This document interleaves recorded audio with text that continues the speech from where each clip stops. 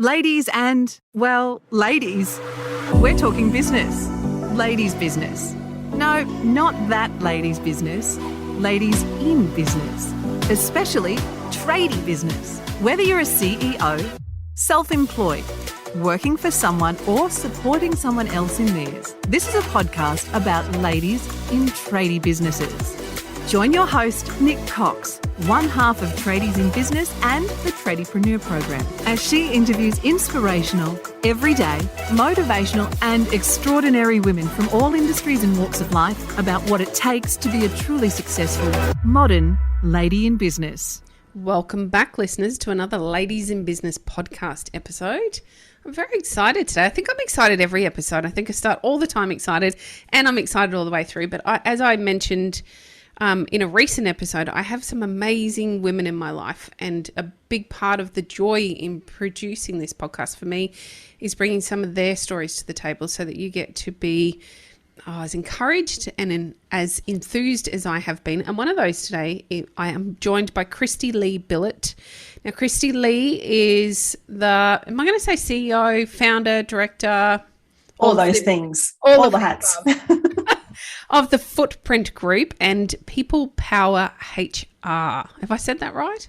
Yes, People Powered HR, that's the one. This is why I don't do it, and I normally let it throw to you. And we're going to be talking about, I guess, all things women in business, but also what needs to happen for you and your team prior to a Christmas break. Kristy-Lee, thank you for joining me today. Thanks for having me, Nicole. It's great to be here, and I'm super excited as well. I love exciting days. It's something nice after the gloomy weather we've both been having. Can you tell us a little bit about who you are, how we came to be chatting today? Yeah, absolutely. So I am effectively an outsourced HR manager or a HR practitioner, and I work with small businesses specifically on helping them navigate the complexities of the HR environment, making sure they're compliant, but most importantly, helping them build teams that drive their business performance whilst giving them their nights and weekends back. So I really just work with businesses who employ staff not large enough to have a HR manager, but do want some help and support and guidance, and they want to get it right. And they don't want to be spending 80 hours a week managing people. They want to do what they got into business for. So you and I have connected through the wonderful Tradies in Business business that you have, and we've chatted all things people management, team and HR there. And it's, great to connect with you here. Thank you. I think it's the biggest frustration for most business owners is team. It can be really challenging. And as we've spoken about before, understanding the legalities is so complicated. Even just isolating the right award for an employee can be really, really tough. But then there's all that other stuff that goes into the development of the team that I think often gets neglected because we're focused on the legalities. But this isn't what you've always done necessarily. You have a bigger than this life. Can you tell us a little bit about you? Absolutely. So I'm a mum, I'm a wife, I'm a stepmom. I live on the New South Wales Central Coast, beachside, which I love. It's been a very deliberate move to this location. Got a fabulous rescue dog, and really, business is a big part of my life, but life when you're navigating parenting teenagers, as we were just discussing, is busy and it's interesting and it's lots of fun along the way. That's far more complimentary than we were just being. It's very true. It's really tough, let's be honest. It is really hard. I think it's one of those unspoken about areas of business, particularly for women. I think as mums, I often talk about the mum guilt, and we carry an awful lot of that guilt and baggage around with us on a day-to-day basis, and we don't talk about it enough. And I remember attending a conference, actually. It was a 2-day conference. I don't even remember what the conference was about. I don't think there was any real purpose to it. But there were several authors that were giving speeches, and two of those authors were talking about that guilt of being a mother. It was like a light bulb went off for me. Hallelujah. Other people feel this way. I'm not totally alone. And I think that it's great to actually talk about how complicated and how messy and how hard that can be when trying to run our own businesses, excluding pandemics and homeschooling and all that other wonderful territory that we've had to navigate over the last couple of years. Even doing it in the old way, in my air quotes that nobody can see, is extremely complicated. Trying to balance, what do we do when they're sick? How do we pick up the balls at work and not drop the balls at home? How do you blend it all? Do you have any tips on how you make it work other than wine?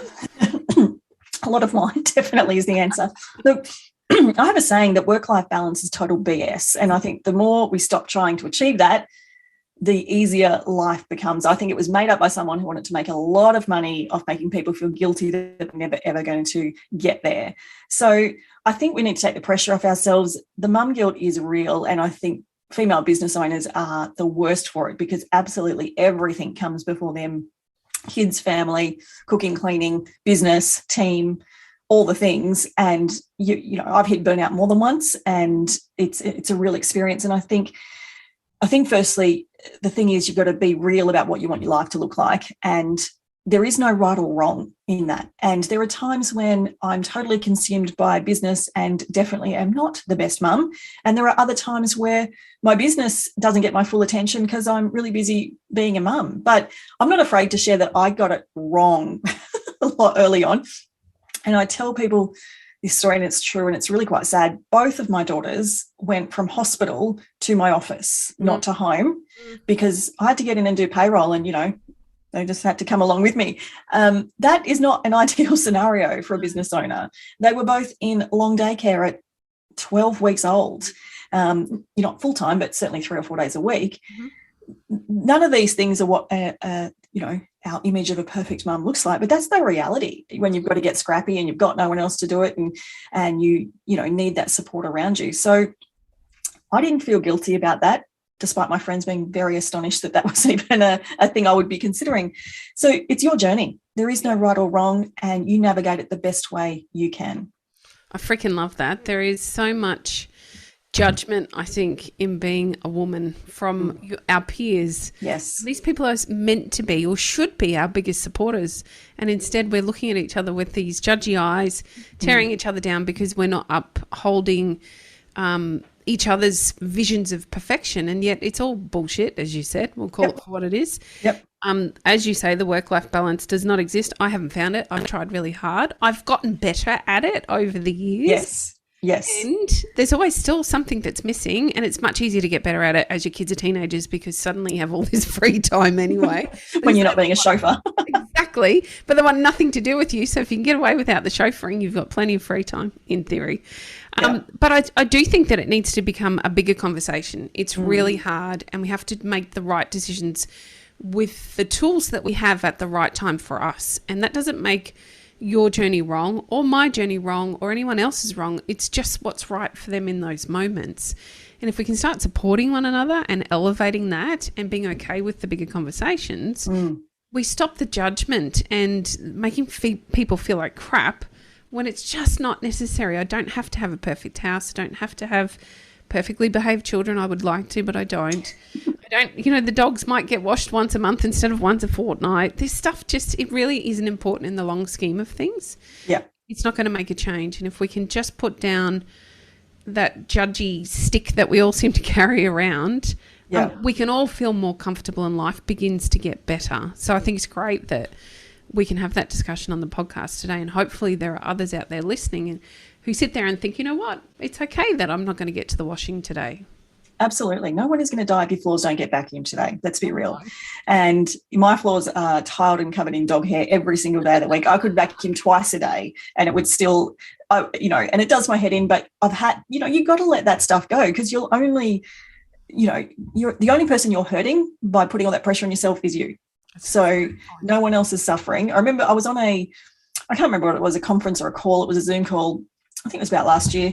And one of the women on the call shared that she was up at 4 a.m. cleaning her skirting boards because she didn't have time to get it done any other time. I'm like, are you for real? Like, that is not a priority in anyone's world. And if it's that important to you, pay someone else to do it. Yes. I think we put way too much pressure on ourselves, masked by thinking that it's put on us by someone else a lot of the time. That's really true. And I think if there's one key learning in business, it's that you can't do it all yourself. No. And at some point in time, understand budgets sometimes get in the way. And at some point it has to be a priority to be able to share the responsibility and share that load for it to become okay. At the height of our building construction company, and it was incredibly busy, we employed 13 team. and there was myself and my husband. We had the 5 kids still in high school. I couldn't do it all. We had somebody help with the garden. We had somebody help with the cleaning. And they were choices I made so that I could spend more time at work, then create some of that supposed balance on the weekend by being able to be there to chauffeur the kids around to their various sports. So something has to give. And that wasn't always a financial priority for us. There were times at which it was more of a priority to have less time at work. So I would do my own cleaning. I would do the mowing myself, or the builder would do it. And it wasn't a problem because that's where our financial priorities were at that time. That's right. So I think it's just about identifying, and I think we should be involving our partners in these discussions, but identifying what's important to us as a family and working towards financially having the ability to have a cleaner or somebody do the gardens or wash the car or whatever it might be to support us. Because as they say, it takes a village. However, we don't have villages anymore. No. Now we have to employ a village to help us. That's right. And a lot of us don't either live nearby our, family or our village, so to speak, or have chosen that that's not actually the model we want in our world. And so it's okay to then have an alternative. And I think if we're all more open to the fact that there is no right or wrong, and if someone wants to take 10 years off work to raise children, great, good for them. And if someone else doesn't want to, also great. And if we just open our eyes to it all being okay, I think we can also learn a lot from different models, different ways of doing things, that we might take a little bit of this, take a little bit of that, borrow that for our lives. And if you're open to it, it can make life a whole lot easier. I was chatting to a network of women a little while ago, and we were asked whether we worked on weekends. And it's a question I ask my clients a lot as well, because they're small business owners, so they usually do. And one person shared in the group that she will work on weekends, but she will only work on business strategy or business growth activities. She will not do any client work on the weekend. And I remember hearing that going, that is an awesome idea. And that is something I could take. But if I hadn't been open to hearing what everyone else was doing, you just don't hear those things. That's incredibly true. You make a fantastic point. Kristy-Lee, how did you come to be working in HR? Is this what you've always done for work, or is this, like the rabbit hole that I fell down and ended up doing what I do now? Yeah, I'd love to hear from people that actually are doing what they set out to do, because I think they're in the minority. I had no desire to be anywhere near HR as a career. I studied forensic psychology at uni. Wow, they do go hand in hand, I'm going to say. I will say that they do. It's a fact. So it's not surprising that I've ended up here. But I studied that and had full plans to go overseas and go to London and be a criminal profiler, of course, naturally, as I was planning to do it. Wow. But I needed some money to save up for this massive adventure. So took a job. I actually went to a recruiter to get a job, and they said, why don't you come and work here? We need someone to work in our recruitment agency. And I thought, sure, why not? I was just going there to earn some money. I turned out being pretty good at it in the end. And what I realized is that I have an innate ability to read people, and my psychology experience or studies certainly helped with that. So I did that for a little while. It was not particularly satisfying, I guess, in that once we placed people, I could find them the perfect candidate, but I had zero involvement or control about what happened from there. Yes. And so often things were very broken beyond finding them the perfect person. So there was never going to be long-term success. And I started to really see that pattern and formed an interest, I guess, in the broader organisational psych and HR side of things. So whilst I was doing that career, I went ahead and got my master's in HR, and ultimately just had a yearning to always have my own business from an entrepreneurial family. So always wanted to do my own thing, and at one point just decided enough was enough and that I was going to go and do that. And at the time I was working with a really nice, huge international firm. They made some changes. I said, you know what, I'm not up for that. And a week later had rented offices, had my own business, had my logo, my cards, all of it. And to boot, I did it all while my now ex-husband was overseas on business, because there was no way he was going to be okay with that. So I just went ahead and did all of that whilst he was overseas. Wow. So talk about a woman of action. That's incredible. Yeah, it doesn't take long to set up business if you just apply yourself for a week, I discovered. Well, that's true. That is true. Anything can happen when you apply yourself, that's for sure. But, even just moving through the process of making that decision and jumping out there and doing it. I, like you, was always going to have my own businesses. I've had them since I was 22, was my first business. And I can't I spent a lot of time working for others, similar to your story, in bigger corporations within pharmacy, managing multiple stores, etc. And I loved it. And there's nothing quite like being responsible for yourself and having to make those big decisions on the fly as you go, which you've just perfectly demonstrated in setting up a business in a week by just taking the bull by the horns and doing what needed to be done. I think it's a secret superpower that us women have. Yeah. When we have the time and the space and the focus, we're away. There's no stopping us. Yeah. Yeah. And look, it probably was easy to do it that quickly because that was pre-children and all of those things. But I saw an opportunity. There was no one servicing the market that I was going into. It was boutique recruitment. It was Central Coast, very local, much smaller sort of focused business than I have now.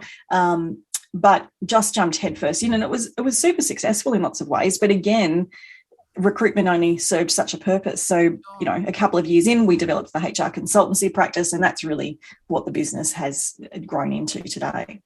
So tell me about what you do today, because it's a little bit different to that. And there's a couple of different arms, as I alluded to. There's the Footprint Group and People Powered HR, and they're both a little different in their service offerings. Can you tell us a bit about what you do with those? Yeah, absolutely. So the Footprint Group is my consultancy practice. So it's the practice I've had since 2006. And basically what I do is work one-on-one with businesses to help them with all of the HR matters. So whether that's writing their employment agreements, helping them navigate the awards and understanding all of that, helping them with performance management, documentation, today's phone calls are around redundancies and terminations. So the entire gamut of the process. And previously I was very much hands-on on-site doing the work for a lot of businesses, but now it's much more remote, online, and helping them with the documentation, but not turning up in their offices and doing the full HR management for them. And so that's very much one-on-one bespoke consultancy. And we do everything from recruiting staff through to, as I said, terminating staff and everything in between. And then People Powered HR is our monthly subscription service. So effectively you get access to myself as a HR practitioner, as well as a whole range of resources and trainings on a monthly basis inside our portal and inside our Facebook group. And really the benefit there is it's very low cost, and it's almost like an insurance policy. If you've got a question, you jump into the group and ask it and you get it answered without having to make the expensive phone call to the consultant, because I found that's what a lot of businesses were holding back, and they wouldn't call because they didn't want the cost, because they thought they could figure out the answer, and then ended up with a much bigger cost on their hands because they had it wrong. So true. I don't know how many conversations I've had about seeking support in various areas in business, whether it be HR services, the support of a lawyer, the support of other legal services to help you with contracts, or your accountant. And I think in our heads, the cost is unknown, and so we're frightened of the unknown. And yet what invariably happens is exactly what you've just said. And I've put myself in this hole myself on many occasions. We end up much further out of pocket because we haven't taken the opportunity to get the understanding around the initial cost, work through that, and instead we're presented with this disaster. I had a HR disaster myself that it's a story and a half, so I won't go all the way there, but it was really hard, and it made some life-changing changes to our business and our personal life through no fault of our own, other than being naive and not seeking out that information before we found ourselves in the hole that we were in. I can guarantee we never found ourselves in that one again. No, once there, you won't go back. But it's like anything in business. You don't know what you don't know. I mean, I don't know all the tax laws and implications. I rely on my accountant to give me that advice. You can't be an expert on everything in small business. You're an expert on what it is that you do, what you got into business for. Everything else, I remember doing a bookkeeping course when I was something like 36 weeks pregnant. Wow. Because I thought, obviously I should learn this myself. Stupid. I definitely did not need to understand double entry bookkeeping for my business. No. So I've definitely made the mistake too of thinking that I need to learn all the things. It's just, it's not the best use of your time. It really isn't. And we've got to stick to what we do best. Yeah. That's going to pay the dividends in the end.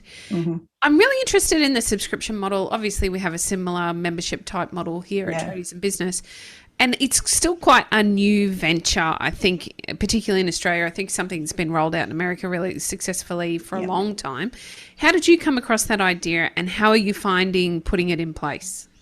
Look, I'm I'm an active member of a lot of memberships, and the networks that I guess I spend time in learning about that, they're really good at, figuring out what would or wouldn't work in that model. But I guess because I'm a really happy participant in that model, I could see the opportunity for it for a long time. It took me years to figure out how it would work in HR, because I had this idea that I knew it would work, but how that would logistically work did take me a number of years to really figure out. And I think because it is so new here in Australia particularly, and especially in business-to-business markets, I think a lot of people will join a membership to learn how to cook or to crochet or something for their personal life. But in business, we just not as accustomed to it. But really, when you think about it, it's like anything else. You get your Netflix subscription because you want to be able to watch TV and the shows you want when you want. And I see these subscription business models in exactly the same way. And people will say, I don't have time to do another thing. Memberships are not a course. They are availability of information when you need it or when you want it. They're not a requirement to do 10 steps every month to get a result or anything like that. You can go and do courses, of course, but I see these models of business as really effective ways to get support around you that is cost effective, but also means that you've got a place to go. I mean, I'm in a membership that is around sort of online, social, not just social media, but all sorts of digital marketing effectively is probably the best word for it. And there's some months that I won't do a thing, but something happens with my Facebook account.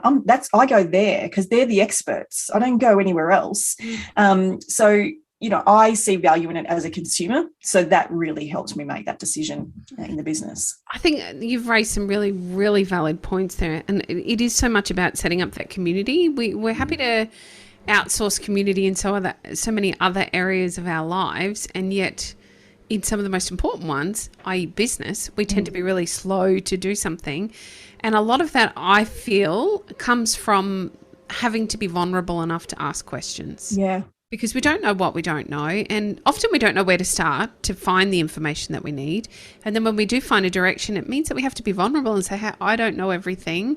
I might need some help here. And that's super challenging. Have you found that being a barrier for your members? Yeah, and I certainly expected that would be a barrier for businesses, particularly around HR, because it's such a sensitive topic in terms of people not wanting to disclose that they've hired the wrong person or they need to fire someone or they've got a problem child. And it also exposes a lot of challenges around individual leadership, which is not really what most people think that they're going to come into, but it is often the roadblock. But what I've found is the more members are sharing questions and seeing the value in the answers, you do see other members start to open up. So we had a situation where one of our members posted a question about hiring an apprentice. It was the first time they're in an industry where they install blinds and so forth into people's homes. It's not a common industry to do apprenticeships in. And she was keen to explore it because it is, like most trades businesses, a candidate short market. And one of our other members, who is a very successful electrical business, jumped straight in with the exact formula she uses to find apprentices, because apprentices are tricky, right? Because you've got no experience or skill base to work with.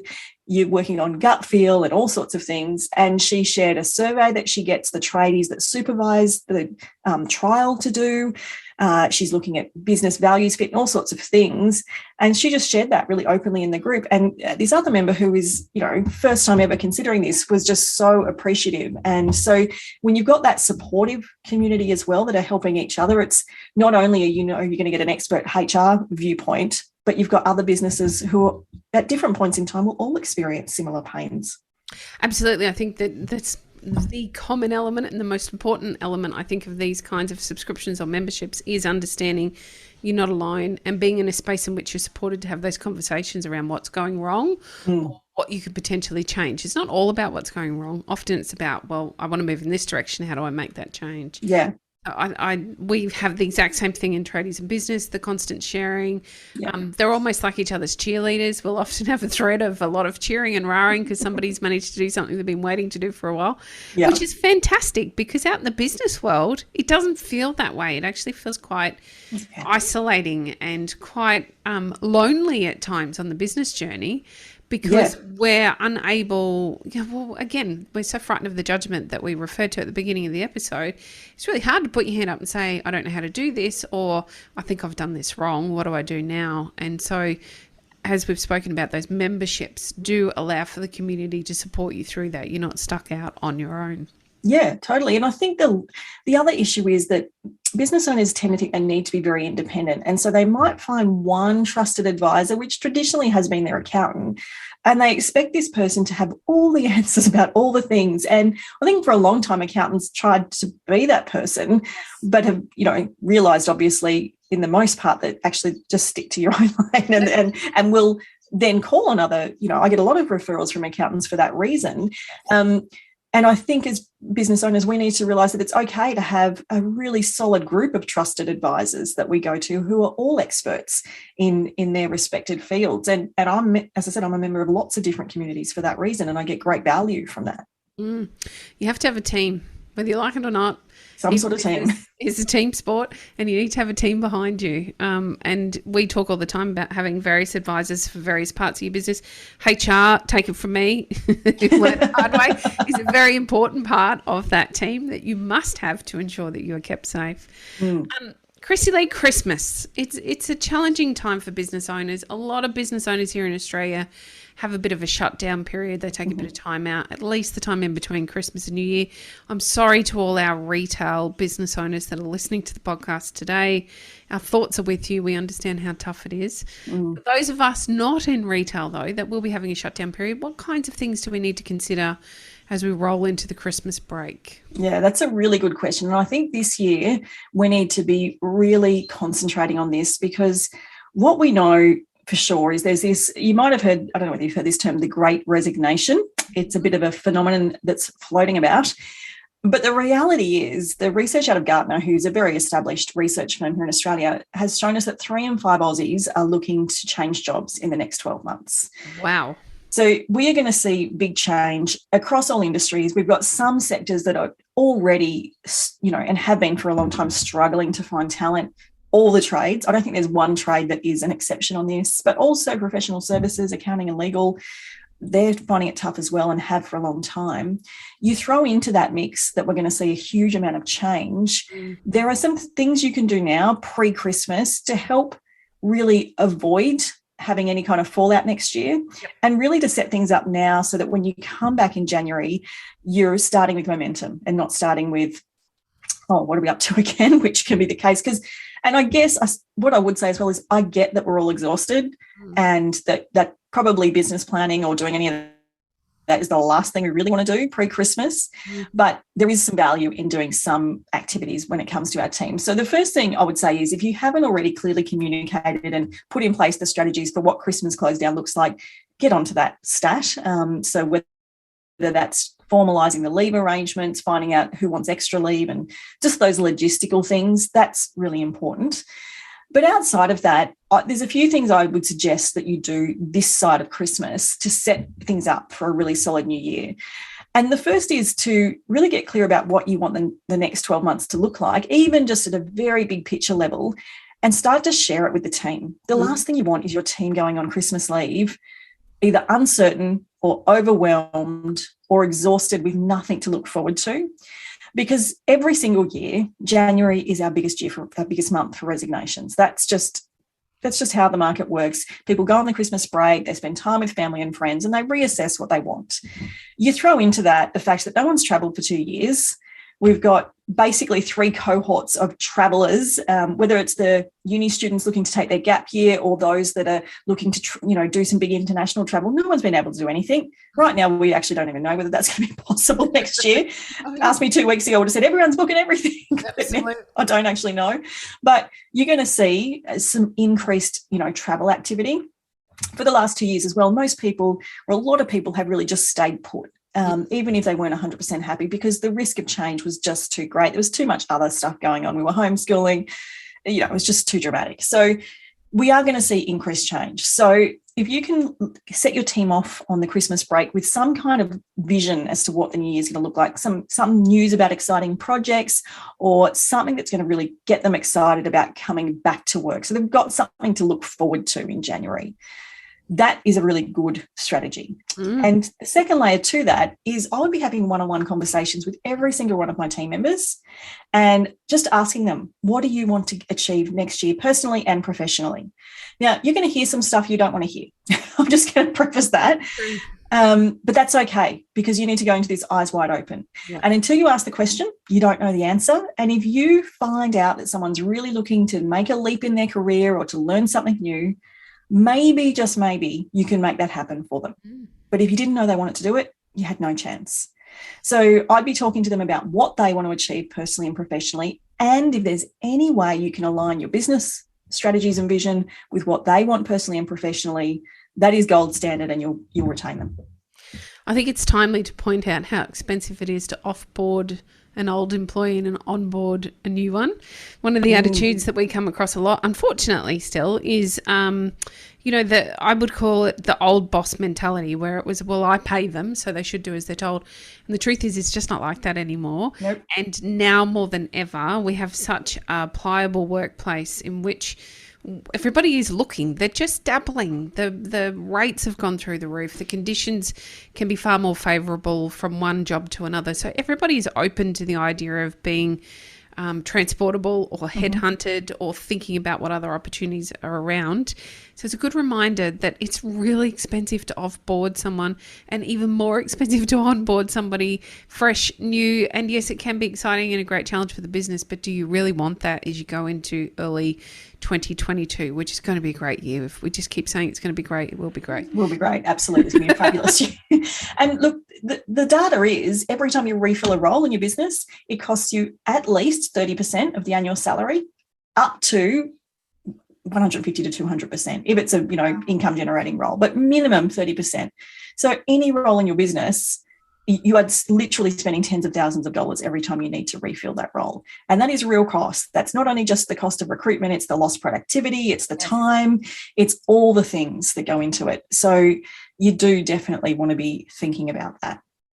Such a simple thing. We advocate here at Trees and Business all the time, regular one-on-ones on a weekly basis, actually, touching in with your team, just giving the opportunity to, take yourself off the pedestal that your team often put you on. Become more approachable, have a good chat, get to know them a little better. So they have the opportunity to bring some of these conversations with you. But then the bang up behind that needs to be that we're doing regular reviews and allowing for a bigger conversation around what they want. And you're absolutely right. You're often going to hear things that you don't want to hear. I might like to go out in business on my own, or thinking of moving up to Queensland, or I don't know. There's always things that we don't want to hear.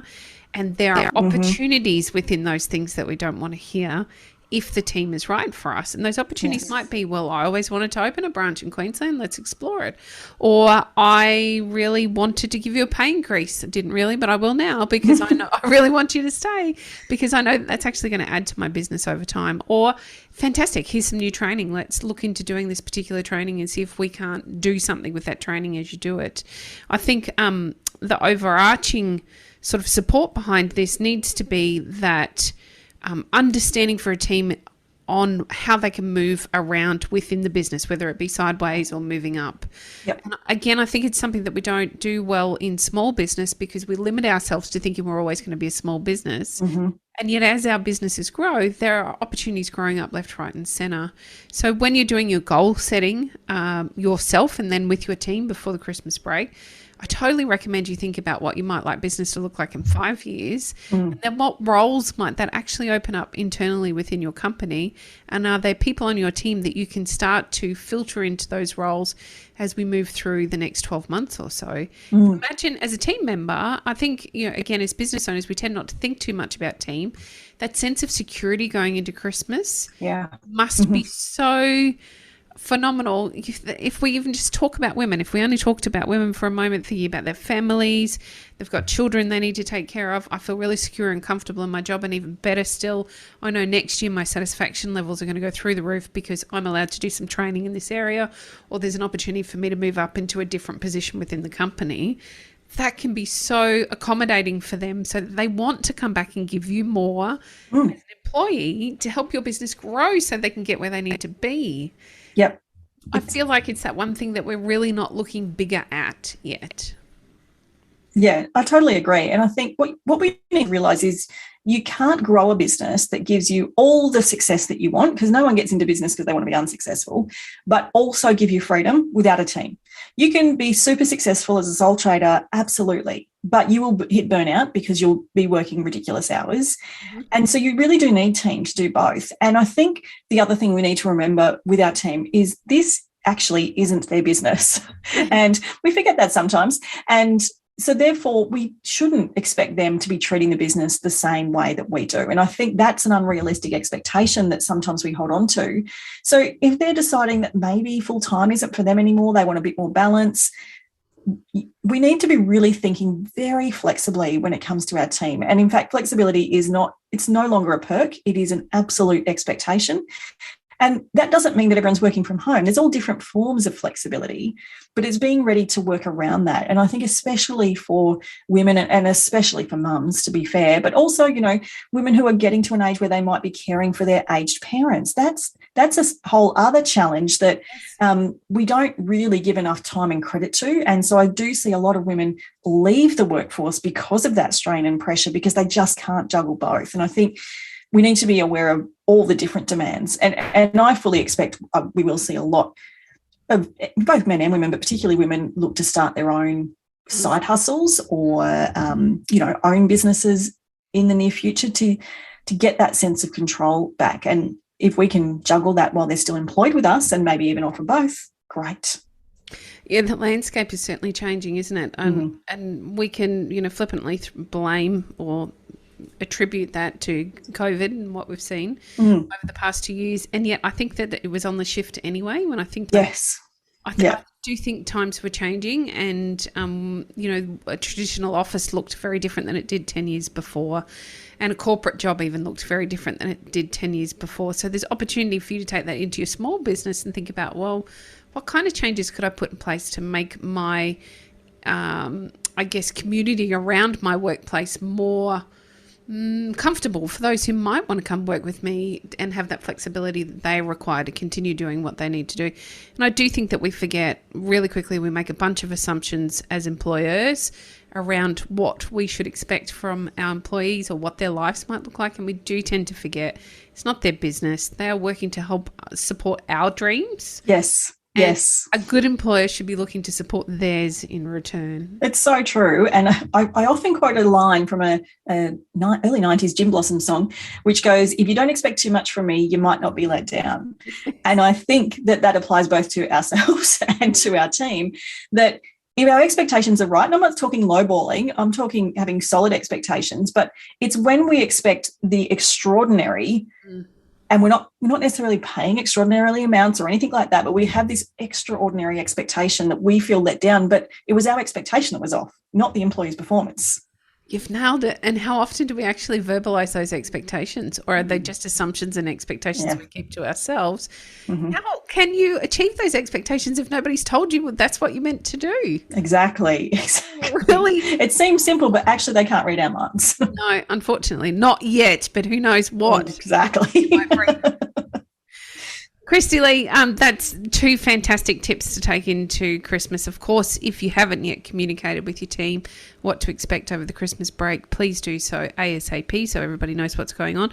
But more importantly than the dynamics of that, it's about thinking about where you want the business to travel to, sharing that with your team, getting them to buy into your excitement, understand what opportunities are available to them, and then having some bigger conversations with them about what they want to achieve next year. Sure, not all of it's going to be exactly what you want for them, and that's okay. You can still work towards that, and it's going to give you a whole bunch of heads up before you go into that scary period. Hopefully you can secure and bed them down, ready for January. I do believe 100% like you, January is a big time for change this next year. It always is, and I think there's huge potential this next year. So now is the time to be betting those relationships. Absolutely. And we know also that I think it's more than 50% of companies are planning for growth next year. So there's going to be a lot of new exciting activity around, and we just want to be ready for it.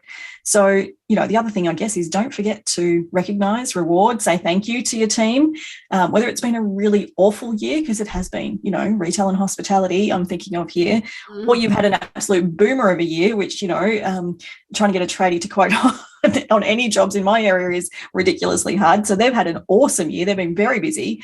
And lots of online businesses have had a stellar year too, but often that creates busyness that means you forget that you've got to actually say, hey, thanks, or I know it's been tough, we got through it, let's look forward to next year. It doesn't have to be grand gestures. The really simple things matter most. I don't think there's anything better than a handwritten card. Yeah.